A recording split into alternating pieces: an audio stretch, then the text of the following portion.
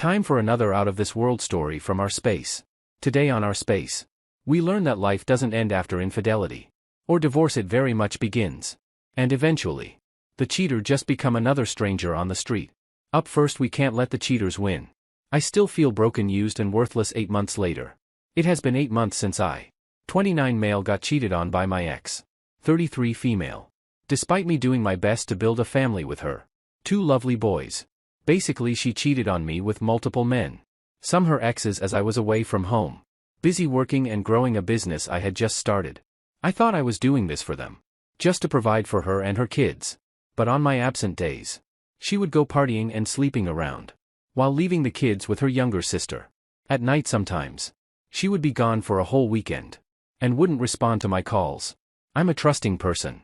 And I never thought anything of it. Until one day her younger sister opened up to me. And told me everything she did behind my back. Including bringing men into our house when I was away. I was heartbroken. Since I really did love her and the kids. I blocked her on all socials.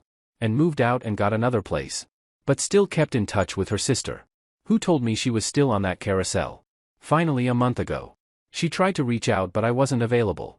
And so she came to my workplace and found me. She told me all those things were lies. And she never loved anyone else. And the kids miss me. But I know better than getting back with a cheat. What I really don't know how to navigate is the recovery to my crushed self-esteem. And feeling like less of a man. That the one she cheated me with. For the last 8 months. I have worked on myself.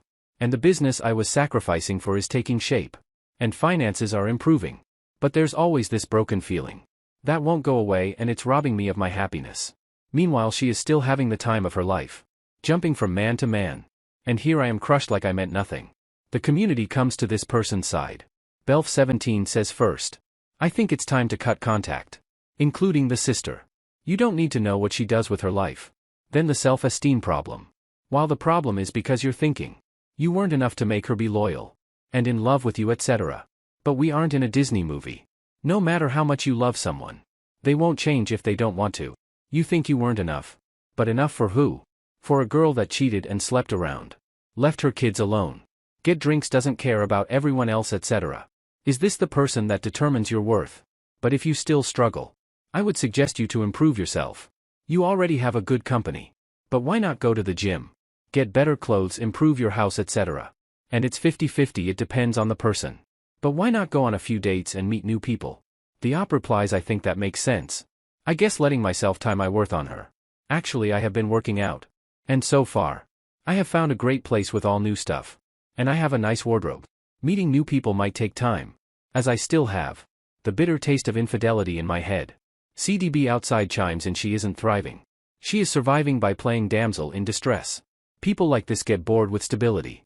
They don't trust it, they can't maintain it. You are building something worthwhile. Any shame for this relationship belongs to her.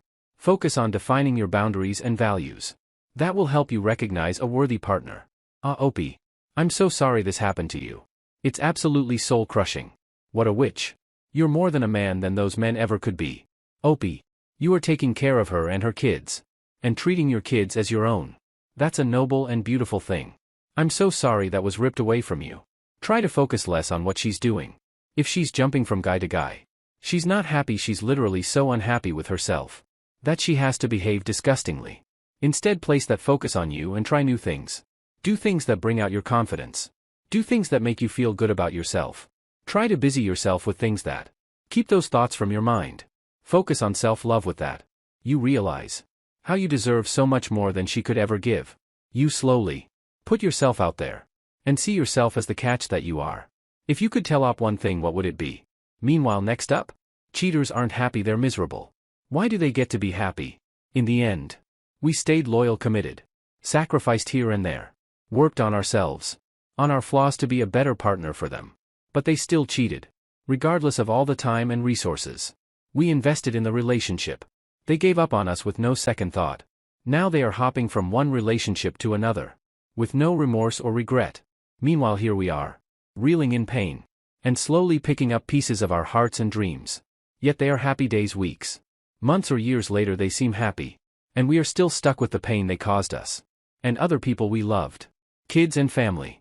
We were worth that little to trade in for a brief excitement with an affair partner they barely knew. I know life isn't fair and karma isn't real. But why do such people get to win and move from guy to guy having a blast, while we the better partners get to hurt for years? Slight Citron 7064 reacts first. Remember that. You can never really know how another person is feeling. Outside Guava 86. 27 chimes in. A truly happy person would never be so comfortable making someone else miserable. Cheaters are masters at masking their pain. With delusion, don't feel angry. Feel sorry for them. They will always know deep down they're lost. They expect that from themselves. Discard user account has this thought op. I just looked at your previous post. From your description of your ex. She is truly a broken person. All of her partying and promiscuity speaks of a person who can only feel good about themselves, that they are validated by others. She is a sad, pathetic person who can never know what it means to genuinely love someone. Outwardly she may seem happy and carefree, but that is just an act. Don't compare yourself to her. You are faithful, you have integrity. You know how to love another. You are a far better person than she is. Give yourself time to heal. Learn to be satisfied and content on your own. Ultimately forgive your ex. Get to the point emotionally where you wish her well. Doing this will free you. Your ex won't occupy any part of mind. And she won't have any control over you. Godspeed up. You didn't deserve what happened. You will not only survive but thrive. Dave Bowman 1968 has a nice thought. My ex did that, went from guy to guy to guy in a savage party girl lifestyle. And it sucked for me to watch her do that. Fast forward a couple of decades. I run into her at a fancy dress-up gala event. I'm there with my beautiful wife and friends. Everyone's all dressed up fancy. In walks my ex. Squeezed into a cocktail dress 2 sizes too small. In her 40s with another girl in her early 20s. They go around the event trying to hit on guys. At an event that was very much not that kind of thing. See, she got stuck there. Never married, never had kids. All things she was in a hurry to do with me. Until she wasn't. I have all that. A great long-term marriage. Great kids, great friends. Great financial success. The results of decades of hard work. And living with integrity. So I just put my arm around my wife. Laughed my butt off, and when the party was done, I went home to my awesome life. Who or what she went home to, I have no idea and couldn't care less. Karma isn't some magic set of scales reinforcing justice. Karma is just a natural result of your actions. Sometimes it takes a while to play out. But it almost always does. I honestly don't think it's happiness op. I think the people are so unhappy with themselves that they reach outside of the relationship to feed that ego and gain that instant gratification. They have to ruin beautiful things and hurt good people because they don't feel like they deserve it. Well, I think this is the case in most instances. The unfortunate thing is that their choices cause pain, and this pain causes scars. It's a difficult hell to get out of. But we have to find the light within ourselves in order to crawl out of that darkness. The best thing we can do is focus on ourselves. And what makes us happy, focus less on what they do. They aren't important anymore. What are your thoughts on this? Up next. You know we've won when the butterflies don't flutter. When you lock eyes once again. Have you run into the ex after the split? What happened? This happened to me recently. I was at a service station filling up my car. Then went in to pay. Whilst I was waiting in line, I could see out of the station windows a car that looked familiar. Watched a woman who looked familiar walk into the station and join the back of the line. It was my ex. I don't think she noticed me first until I had paid and was walking out. Past the line, I made an effort to look directly at her. As I approached and passed to exit the doors, she definitely saw me, definitely made eye contact. Her eyes went a little wide and down away from me. And that was it. There wasn't any form of karma or catharsis I was hoping for. It was just me. Has anyone else run into their ex after the divorce, split, breakup? If so, what was it like? Director 2530 says, I recently ran into my ex-wife. I saw someone leaving the nail salon as I was entering the dry cleaners next door. When I exited the cleaners, a Honda Cerave slowly drove past me. The driver stared at me and seemed surprised. I didn't recognize the car. The woman had platinum blonde hair. She was wearing too much makeup. And she looked like she was 40 to 50 pounds overweight. Later that night, I got a telephone call from an unknown number. It was my ex. She started the conversation by saying, "You could have at least waved at me." The light bulb went off. And I realized who was driving the Honda. I didn't have any more FS to give. So I said, "That was you, damn." Needless to say, she hung up. Glass Individual 9203 adds. I ran into my ex at the grocery store. About 6 years after divorce. I was with my wife. She made eye contact, so I wasn't alone. Put her head down and moved. To a different aisle, God bless my wife. And she asked me if I wanted to talk to my ex. I said I had nothing to say to her. And we finished our shopping. Why is Papaya 6 has this to say after her affair? I tried, but deep down I knew I couldn't do it. I had an opportunity for a promotion. To the corporate office.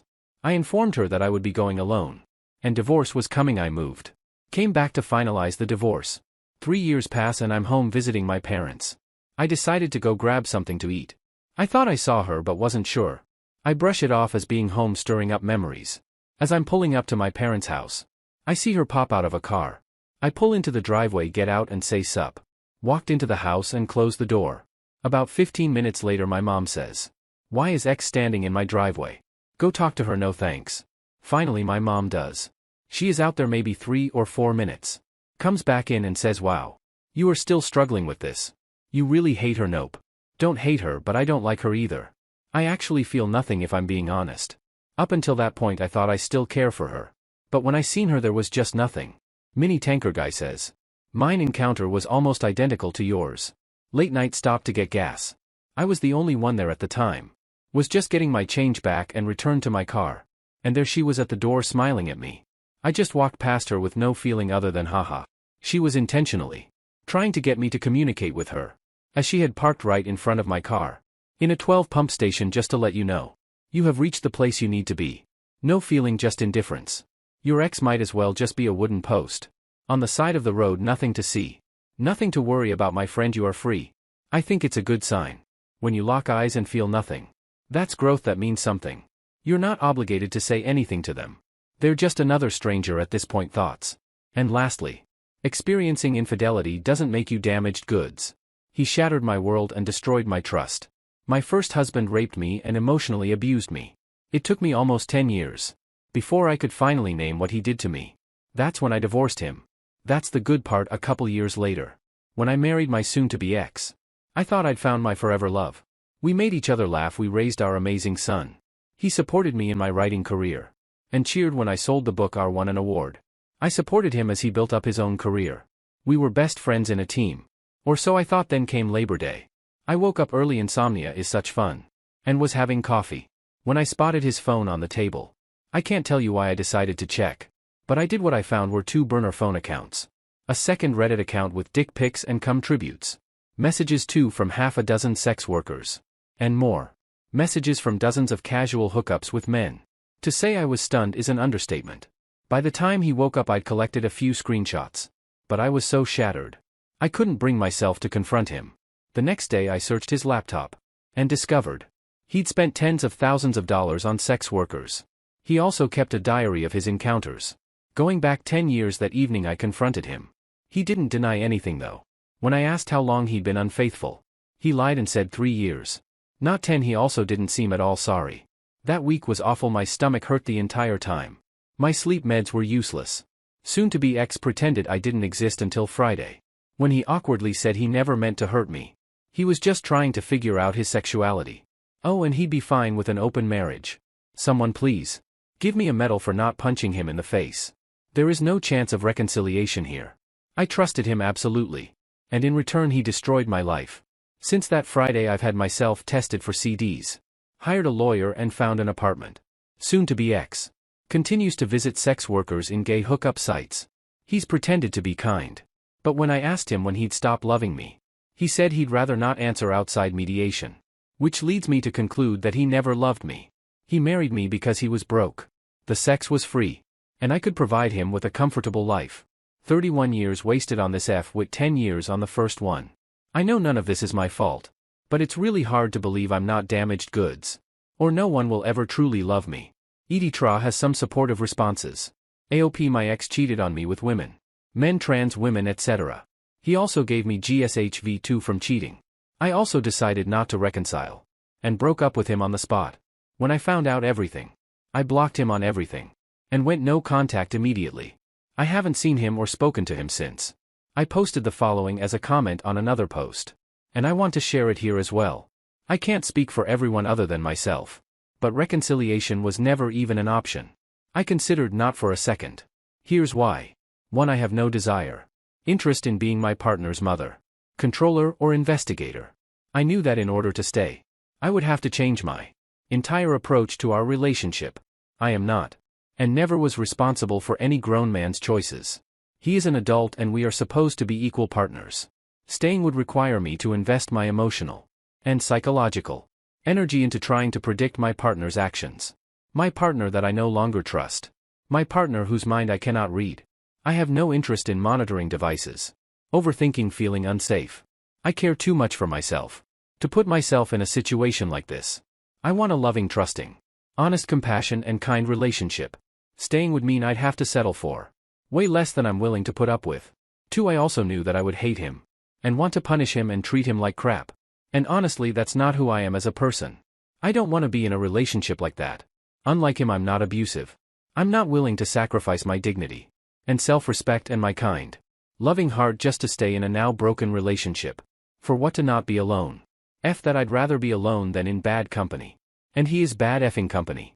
And honestly, I'm never actually alone. I have myself. 3. He took away my right to informed consent. I was not with the person I agreed to be with. And I was not in a relationship I agreed to be in. To me, this, in and of itself, is a deep violation that I will never be able to forgive him for. If when we first met I knew who he truly was, and what he was truly capable of, I would have never given him a second look. So he lied, manipulated, and pretended in order to get what he wanted out of me. He was in control the entire time. And I didn't even know the covert abuse that this is, in my opinion, is the most cruel. I don't even like who this man actually is. In fact, I despise people like this. And he fooled me into thinking he was someone else. It scares me, it disgusts me, and it repulses me. For my ex is a 33-year-old man. That means he is, as I mentioned above, a grown adult who's responsible for himself and his choices. I do not just see cheating as a mistake or series of mistakes, I see it as a character flaw. This means that, in order for him to be what I want and need, he would have to change who he is. First of all, most people don't change.